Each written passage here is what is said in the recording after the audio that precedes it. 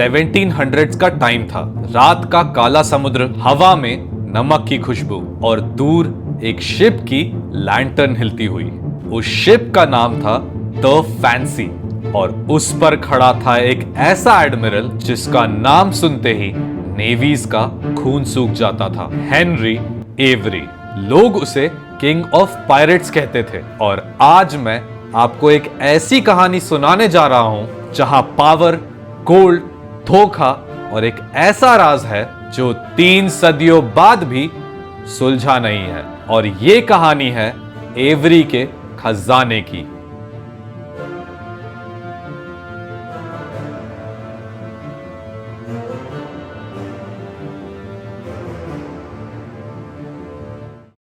Royal navy छोड़ने के बाद एवरी ने म्यूटिनी से द चार्ल्स टू को अपने कब्जे में लिया और इसका नाम बदलकर उसने रख दिया द फैंसी। और इसी पर सवार वो इंडियन ओशन की तरफ निकल पड़ा। वहां पर उसने वो काम किया जिसके बारे में सिर्फ लेजेंड्स में सुना जाता है, मुगल कॉन्वॉय पर अटैक। कहते हैं कि उसने एक हेवीली गार्डेड शिप गंज ई सवाई जो सोने जवाहर से भरा हुआ था उसको इंटरसेप्ट किया। और जिस रात इसने उस पर अटैक किया वो रात लिख रही थी एक ऐसी कहानी जो गूंजने वाली थी लंदन से लेकर आगरा तक। लूट के तुरंत बाद एवरी और उसका क्रू हवा में जैसे गायब हो गया। अब इसमें भी कुछ लोग पकड़े गए, कुछ लोग मार दिए गए, लेकिन एवरी वो ऐसा गायब हुआ जैसे लग रहा था कि समुद्र ने ही उसे निगल लिया। और यहीं से शुरू होती है वो बात जो आज की वीडियो का मेन टॉपिक है, एवरी का खजाना कहां है। एवरी के अटैक के तुरंत बाद मुगल दरबार में जैसे तूफान आ गया और उनका गुस्सा निकला ईस्ट इंडिया कंपनी पर। और इस गुस्से की आंधी की वजह से बहुत सारे पोर्ट्स को बंद करना पड़ गया और बहुत सारे पोर्ट्स और बंद करने हो सकते थे। और इसी बीच पहली बार अपनी हिस्ट्री में ब्रिटिश क्राउन ने एक पायरेट पर ग्लोबल मैनहंट जारी किया। हर पोर्ट, हर राज्य, हर समुद्री रास्ते पर एवरी की तलाश हो रही थी। इतनी बड़ी मैनहंट के बाद भी क्या आपको पता है कि आगे क्या हुआ? रिकॉर्ड्स में एवरी कभी पकड़ा ही नहीं गया। अब इतिहास में बहुत सारे कॉन्ट्राडिक्टरी नैरेटिव्स हैं। एक रिकॉर्ड कहता है कि एवरी वापस आयरलैंड लौट गया, वहां पर वो भेष बदल कर रहा और गरीबी में मर गया। दूसरा रिकॉर्ड कहता है कि वो किसी वेस्ट इंडीज के कोव में गायब हो गया और उसी कोव में उसने अपना खजाना दबा दिया। मैडागास्कर के सेंट मेरीज आइलैंड पर उसके जैसा दिखाई देने वाले एक आदमी की बात होती रही, लेकिन इस सब के बाद भी कोई ठोस सबूत कभी था ही नहीं। इसके बाद शुरू होती है एवरी के खजाने की कहानी। कुछ लोग कहते हैं कि खजाना नोवा स्कोशिया के ओक आइलैंड के मनी पिट में पड़ा है। कुछ कहते हैं करेबियन के रीफ के किसी लाइमस्टोन केव के अंदर। वहां पर फिशरमैन रात में कुछ ग्लोइंग ऑब्स पानी के ऊपर देखने का दावा करते हैं, जैसे नीचे कोई लैंटर्न जली हो। ढूंढने वालों ने सोनार, ग्राउंड पेनेट्रेटिंग रेडार और ओल्ड चार्ट्स सब यूज किए। कभी कोई स्पेनिश कॉइन तो कभी कोई वुडन प्लेटफॉर्म। क्लूज तो हमेशा मिलते रहे, लेकिन सर्टेनिटी कभी नहीं। एक पुराना tavern ballad a very pretty song of captain every Europe में मशहूर था। अब कुछ रिसर्चर्स कहते हैं कि उसके वर्सेस में कुछ साइफर छुपा था, राइमिंग लाइंस जो कोऑर्डिनेट सिस्टम की तरफ इशारा करती हैं। पर अगर आप साइफर्स की दुनिया से वाकिफ हैं तो साइफर के हर एक कोड पर एक नया आंसर मिल जाता है और हर आंसर एक नया एक्सपेडिशन बन जाता है।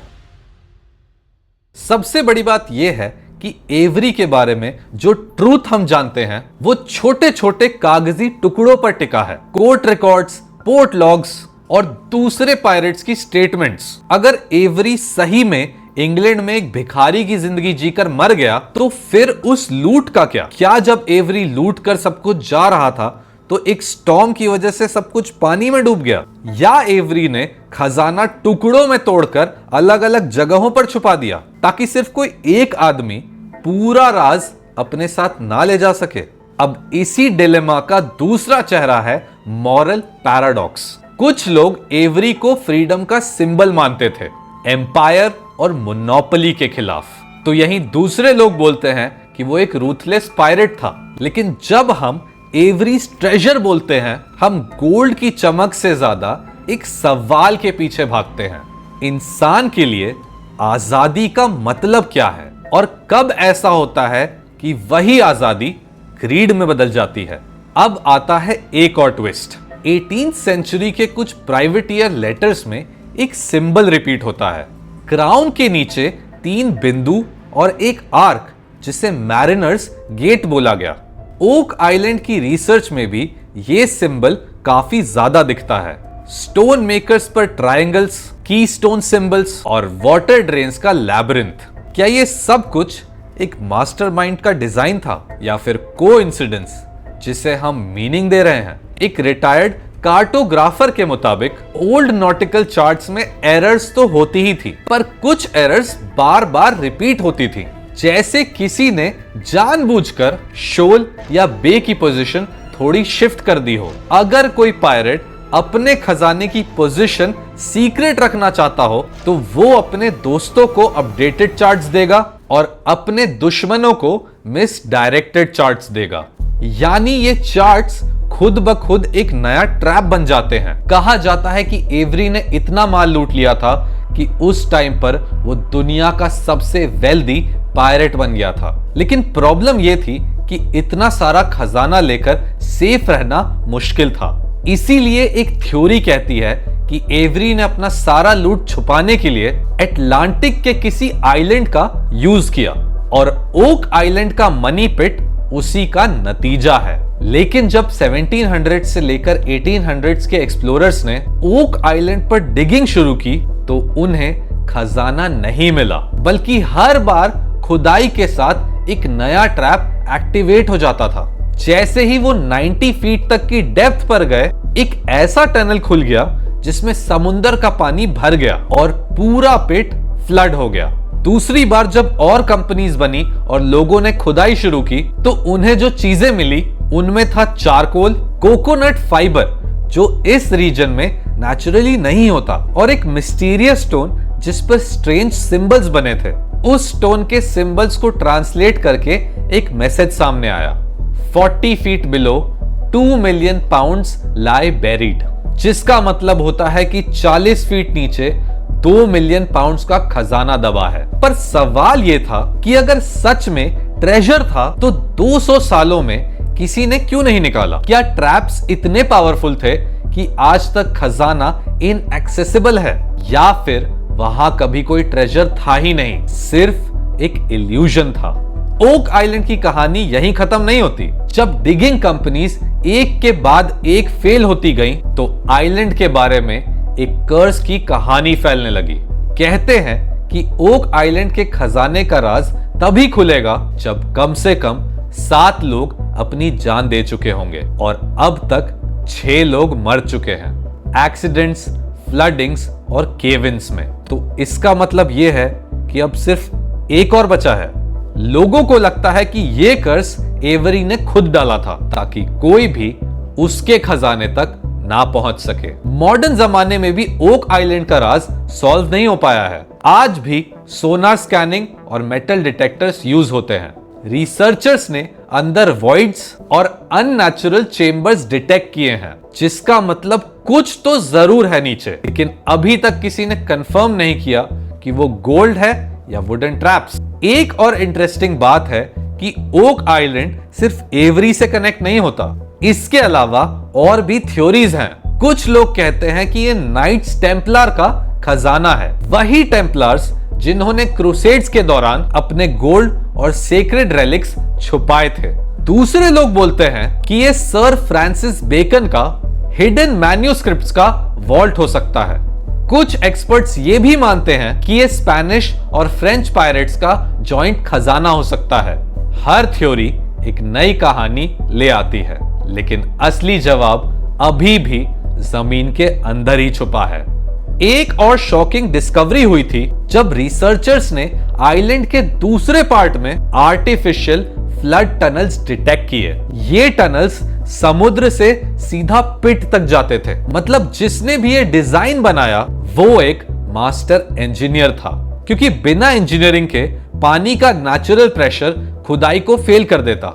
सोच के देखिए, 1600s और 1700s में ऐसा कौन कर सकता था? पायरेट्स तो ज्यादातर सिंपल शिप्स और वेपन्स में एक्सपर्ट होते थे, इंजीनियरिंग में नहीं। तो क्या एवरी के साथ कोई और ग्रुप था? आज के टाइम पर हिस्ट्री चैनल का एक फेमस शो है the curse of Oak Island, जिसमें लगीना ब्रदर्स हर सीजन डिगिंग और सर्चिंग करते हैं। हर सीजन में कुछ नई चीजें मिलती हैं, जैसे एक मिडिएवल क्रॉस, पुराने कॉइन्स और टूल्स। लेकिन वो प्रॉमिस्ड एवरी का खजाना आज तक नहीं मिला।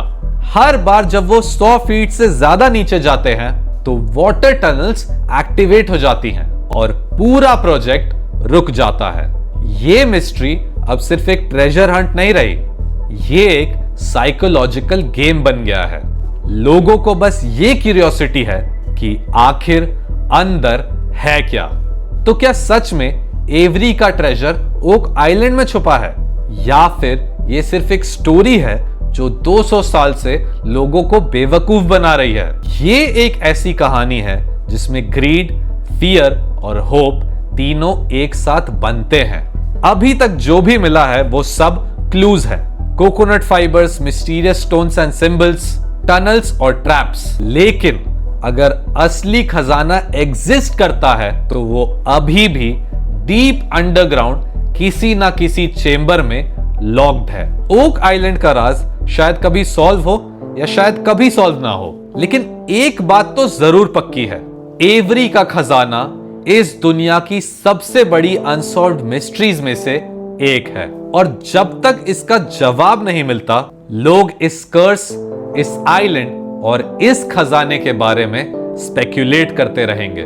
और शायद इसी कहानी के सस्पेंस में छुपा है एवरी का खजाना।